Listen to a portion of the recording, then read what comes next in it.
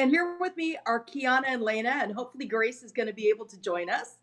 We're hopping on here to hear how these teens are staying busy during quarantine and to get their take on the worldwide pandemic going on right now. As a reminder, the information provided during this event is for educational purposes only. It is not intended nor is it implied to be a substitute for professional medical advice. So to get us started, Lena, why don't you introduce yourself? Tell us how you've been doing, and how's things going mentally since school's been out? Hi, I'm Lena, and I think it's been really up and down, and really the lack of communication from school has been really difficult for me because I get really anxious when I don't know what's going on and I don't have an understanding of like our schedule and what school looks like. So I'm pretty confused on what's happening and what's due when, so that definitely creates a lot of stress. But I am home and I'm with my family, and that's really exciting because this is a time when we usually wouldn't be home together, and now we are, so I really like that. Kiana, how are you holding up? Hi, I'm Kiana, and ever since school's been out, it's been a lot harder for me, and my anxiety's been worse.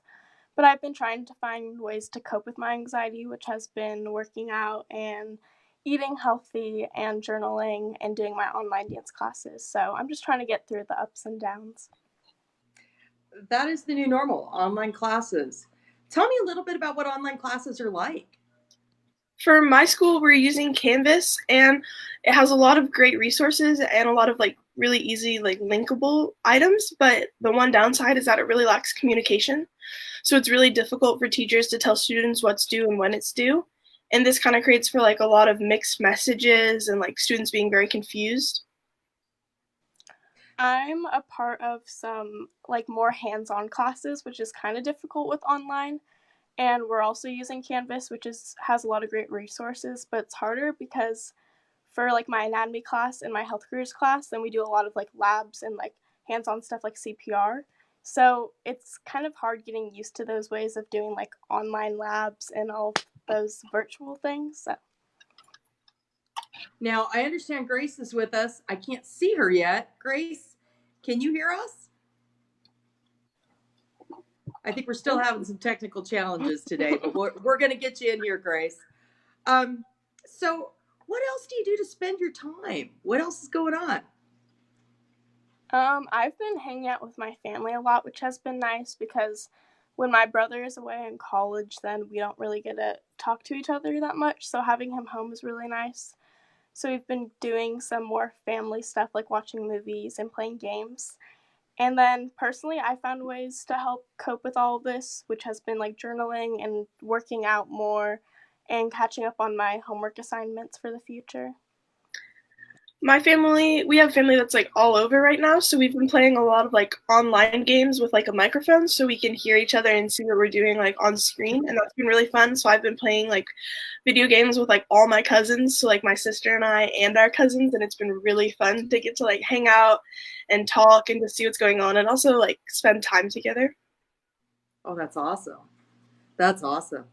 So, it sounds like you two are in family situations that are pretty solid, and your parents and people around you are engaged. What advice would you have for people who may be in more toxic settings? How would you recommend they cope with that? I think it's incredibly difficult, and luckily, oh hi Grace. Hey Grace. Hello. Go ahead and finish your your thought there. I think it's really difficult, but luckily we do have social media and we have a lot of ways to talk to people that aren't directly in our house, which everyone is really lucky. I know I couldn't go spending 24 hours with my family in a row over and over and over again. So to get to talk with my friends and like FaceTime them and video chat them when they're not here has been really helpful for me. And I think that that's what students who kind of feel stuck and really isolated in their home can be doing, because you obviously can't go outside. Right. Grace, so glad you could join us. Why don't you introduce yourself? And we're talking a little bit about what advice you might have for teens who may not be in the best living situation now to deal with some toxic stress. Yeah, I've been here the whole time. Can you guys hear me okay? We can hear you and see. Yeah. Introduce yourself. Go. All right. My name is Grace. I'm a senior. My mental health has been kind of all over the board, but I found that hanging out with my brother, we get along very well. Hanging out with my brother is a great coping mechanism. I've been doing a lot of painting and drawing, and online schooling has been rough. And my advice for people who are in not so great environments right now, I would just say that a closed door is always a great sense of personal privacy. Even though you're all in the same house, maybe just finding a spot is like, it's always just a great option. Communicating with your family when you really need just alone time. That's been my experience. I'm not in a bad situation, but that communication has always been key for me. Kiana, you got any advice? I would definitely agree with both of them. A closed door is always good, and communicating. So sometimes if I ever get in an argument with my brother or anything, then I just go in my room, and writing out my thoughts is a really good coping mechanism. So I will pull out my journal and just write, and it just helps me really like get through that and communicate through myself.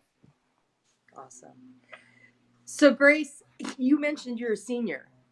That adds a little bit of extra pressure. How are you coping with not knowing what's the plan for graduation? I would love to tell you how I'm successfully overcoming these burdens, but I guess I'll just let you know when I figure that out. So far, it's been really confusing, and our teachers are doing everything that they can, but at the rate that we're going, the seniors are not going to have a graduation, a celebration, Matanoia, which is our senior getaway, and it looks like we're not going to be able to walk down the aisle altogether. So, how do you cope with that? That's a big loss.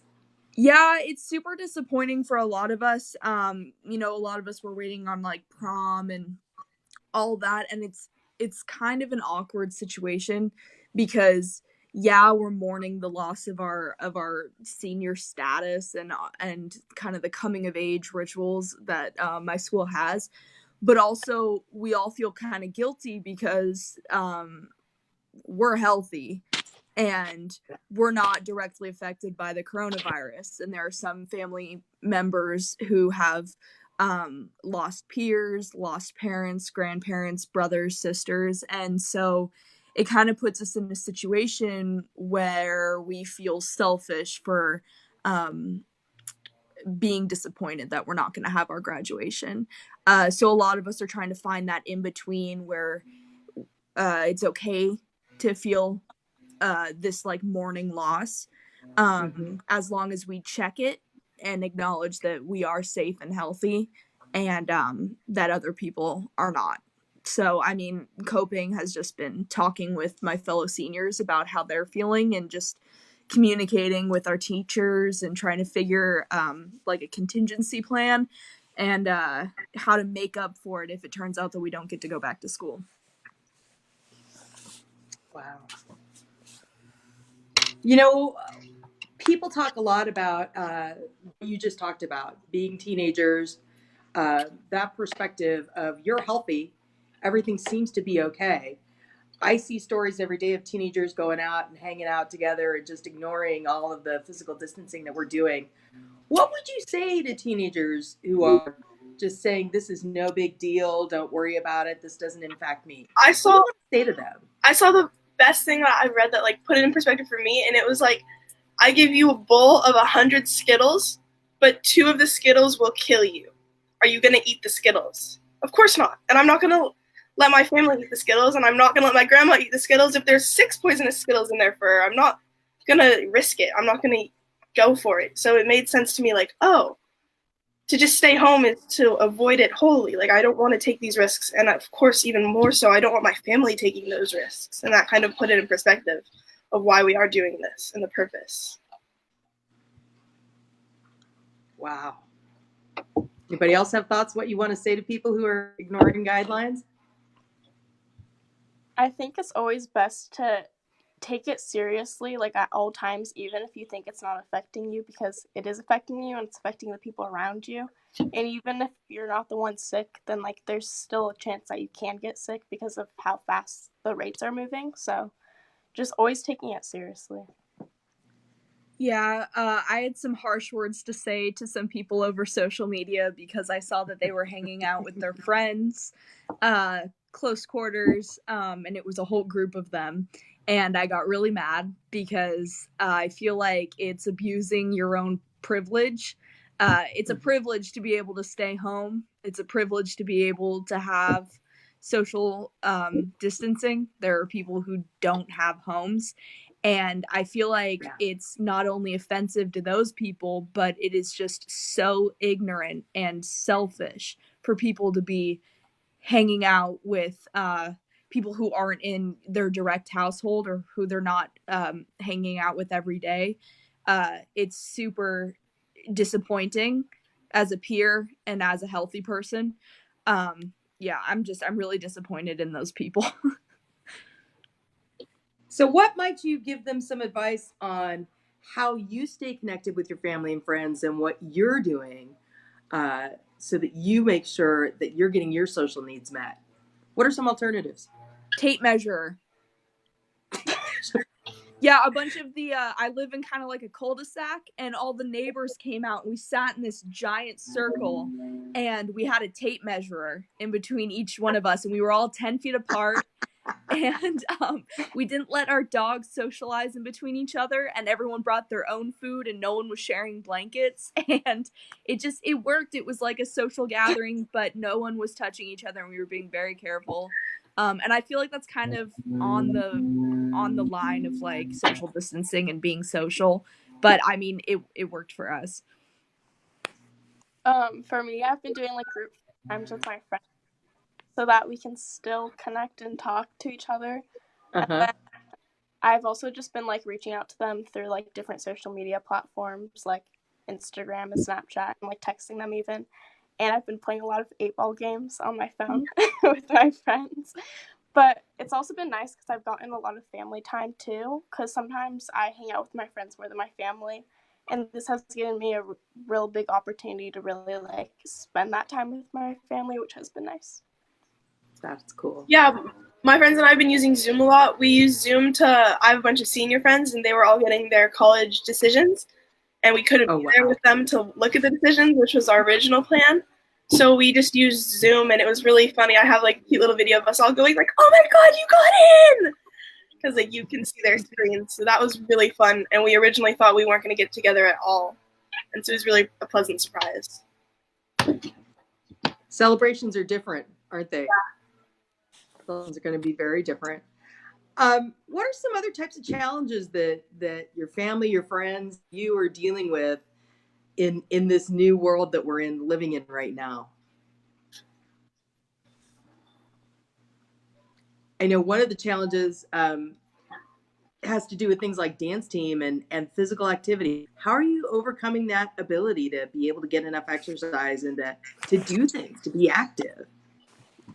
For me, I take dance classes almost every day, which is hard to do on a live stream because we're not able to actually like be in person, and we have like formations and we have to work together for a lot of the stuff. So it's definitely difficult to communicate and to work together, but it's been hard to get used to, but I've been trying to adapt to it. And then also another thing I've been doing is working out with my brother. So that gives me family time, but also a good way to still stay in shape. Oh, awesome. Anybody else have? Going on walks by yourself, bike rides by yourself, like making sure that you're far away from people, and like doing the thing that like normally is rude, where you like cross the street when you see another person coming. It's not like acceptable, so it's kind of weird, but that's really what we've been doing. Yeah, for me, my brother and I have been staying active by just like tossing a football around at the church across the street.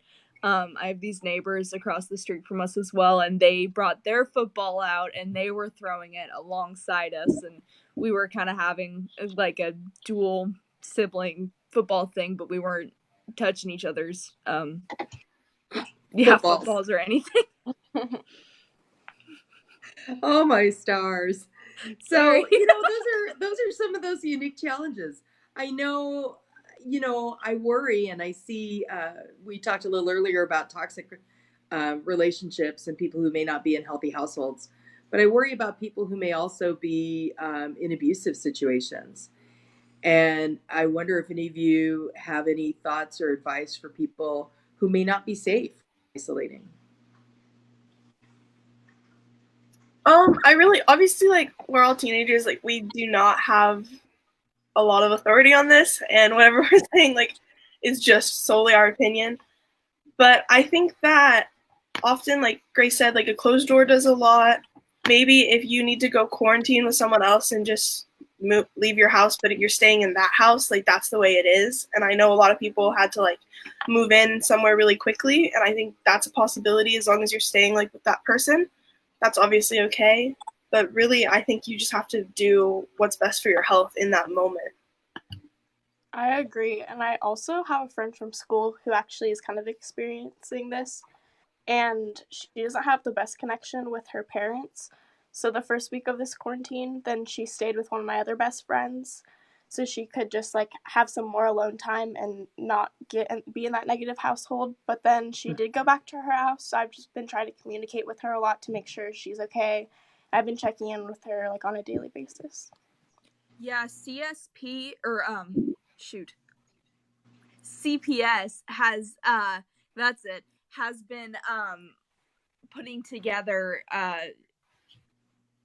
situational I don't know the word I'm looking for. They can identify situations now, and they have plans put into place for this quarantine debacle where people are in abusive relationships. So I mean, contacting outside authorities might seem like a drastic option, but I mean, they're there to help. The police are still responding, and the fire department is always first responders also. So just, yeah. Well, that really, came to a question we just literally got in on social about someone who's worried about their friend's safety being at home. I think the other way that we can always help is the crisis lines. I know flashing up during our broadcast, the youth line is staffed. I did speak with the head of the youth line, and they're still gathering every day and taking crisis calls. And 24 hours a day, 7 days a week, there's somebody on this line there to help. I do hear really bummed about missing sports. Is this dumb? No. Dumb? No, it's not dumb. It's that gray line that I was talking about before, where you feel guilty that you're mourning your loss, but I mean, it's completely valid to have these feelings as long as you acknowledge, your privilege within it. But no, it's not dumb at all to feel like that. Yeah, it's definitely not dumb because for me, then like dance is definitely like my coping and like that's like my therapy for me. So the first like week we didn't have dance, I was definitely like very anxious and crying a lot. And so it's definitely a valid reason to be sad or to be upset. It's completely valid to be sad and to be upset. But what's not valid is to go get your friends together and go play a game of basketball or whatever because you missed it. Like, you can't be doing that, and that's just part of like what's going on with quarantine. And you can have the feelings, and you can talk with your team and be like so upset. All of my volleyball has gotten canceled, speech and debate's canceled, even like activities are just done, and it sucks. But what really sucks is like someone you close to you getting sick. That is even worse. Yeah, I've been playing softball for 12 years, and this was going to be my last year that I play because I'm a senior and college ball is insane. And I don't get to play. Our season didn't even start, and it's super disappointing. And, I cried and I mourned. But what I'm not doing is contacting my team and putting together a sport. So, but you could play virtual game of horse. Yeah, we could take their phone outside and play horse with your friends. Yeah, or whatever word you want to use for the great basketball game. But I agree. I saw this morning that Wimbledon has been canceled, and I think, probably not something I ever really watch, but I follow it, and just that have changed. The Olympics were canceled. Yeah. Yeah. Wait, let me close my window. I feel like it's loud. Oh, we can't hear it. It's all good. There we go. I got But it. yeah, the Olympics were canceled, and that's a big thing. I do have another question that just came in here from Ryan. What kinds of things are you doing on the weekends to stay busy? Because weekends are like, totally different than school. What are you doing on the weekends? Like I said, my family's kind of getting together doing online video games, so we have like a phone set up like above the game board, so like we can see our game board, and then we have like another phone that shows us our family in like California, their game board. Oh wow. So we do the same thing on our game board, and then we can like talk and like draw cards and play, and that's really fun. That's what we kind of do. Yeah. Yeah, to me, Virtual Monopoly. Yeah. I feel like right now every day kind of feels like the same day, and I don't really ever know what day of the week it is. And especially since I'm not like officially on online school yet, then it's definitely been a lot weirder. But I've just been doing this about the same things every day, like journaling, working out, online dance classes, and trying to catch up on my schoolwork. My family rented an RV, and we went on a road trip around Oregon. And the reason we rented an RV and not just took our car was so that we could sleep and eat in the RV, and we didn't have to go into any hotel room. We didn't have to like talk to anybody. The only time we ever stopped was for gas, and at that point none of the people wanted us or wanted to pump our gas. We had to pump our own gas because of the corona. And we slept in the woods. And so if your family has that option, I would say that there are ways to get out of town without having to come into contact with anybody. So also painting. I've been doing a lot of painting. Me too. Painting's a really good thing to do. That's a great idea. Has anybody cleaned their room yet? No. Yeah. I haven't done laundry in a week. I've cleaned so much this week. It's insane. Oh my goodness. Yeah, no, it's not. No, I've been cleaning so much. It's actually been that dirty. Oh, that's awesome. Oh, my stars. Well, let me see if I've got more questions that have come in. One of the questions we did just get is, what do you do if you need medical help or mental help? Like you said before, for mental health help, then reaching out to any of the hotlines, like mine is really good. You can check. I actually had an anxiety attack the other day, so I reached out to Youthline, and I was doing the texting through there, which actually really helped with my anxiety attack. So that's one way to get mental health help. That's really good advice. Another is just like a friend who maybe might understand. I got, for lack of a better word, I got triggered the other day, and it was late at night, and she kind of lives in my neighborhood. So I texted her, and we talked about it, and I ended up like hiding the item that triggered me, and I haven't thought about it since, because I just like found it, and I was like, oh no, I'm anxious. So I contacted someone who I thought would help, and we don't talk as much as I'd like to, but I knew that she would understand. And so just like kind of taking mental inventory about all the people who might understand different triggers or emotions or situations is always a good idea. Yeah, I was really stressed out and anxious because I see a therapist every other week, and I was really scared that I wasn't going to get to see her, and that kind of like that anxiety really builds up for me, especially right now. And luckily a lot of places are doing it online, so I've been getting to see her online, and that's been really helpful, because this is, for someone with anxiety, this is a really rough time, and it's really stressful not knowing what's going on, and that kind of triggers me, for lack of a better word, like Grace said, triggers me kind of into this kind of like anxious state where I'm thinking about everything all the time, and to get to like debrief my thoughts with my therapist has been really nice, because I didn't think I was going to get to. That's a really, really, really important thing to know for mental health and for physical health. Doctors, therapists, everybody has gone online onto platforms just like this. And if you see a therapist or you need to see your physician, there are virtual options for you, and they're available. If you don't have a provider, you can link to any of our Providence websites, and we have providers already who can take new patients and see you through virtual visits right now. So what I'd like to do to wrap us up is for you to give your best piece of advice for how you reduce your anxiety. Whoever wants to jump in and go first, go right ahead.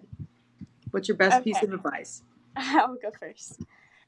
So I know this time can be super challenging and can definitely make your anxiety worse or anything else worse.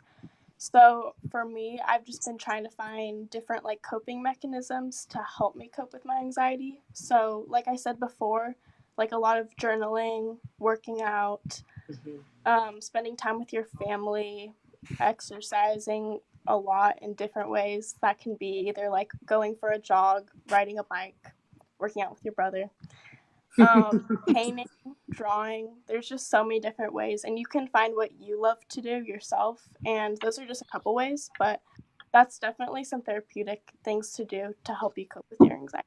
I think for me, blocking out my day so it almost feels like a school day kind of helps. So like I write down what times I'm going to do stuff, and then like break hours, and this hour I'm going to do this, and I'm going to try something new here. I have a lot of lists on my phone of like, today is a Monday, so I'm going to do this, which helps me keep track of like the day. Like Kiana said, it's really hard to know what day it is, and to kind of block myself into a schedule that feels like I'm prioritizing certain things in a time where nothing feels prioritizable is really helpful for me in my anxiety.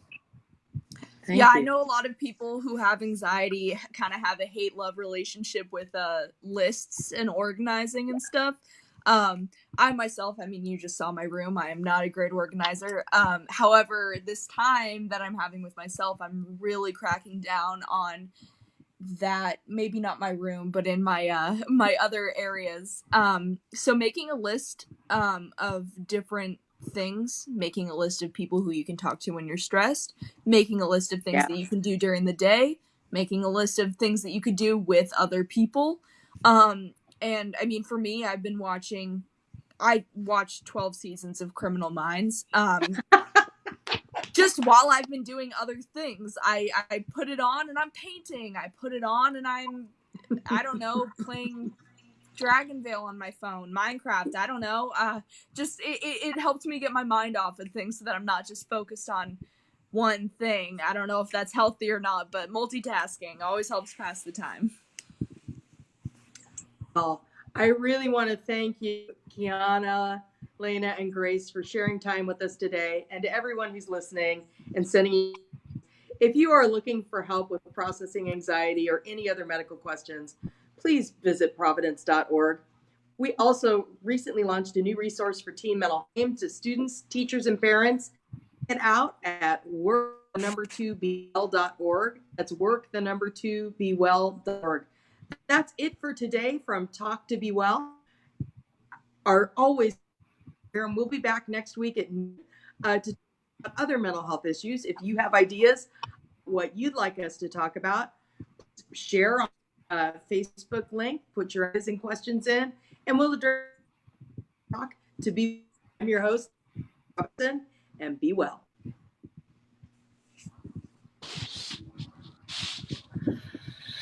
We're offline.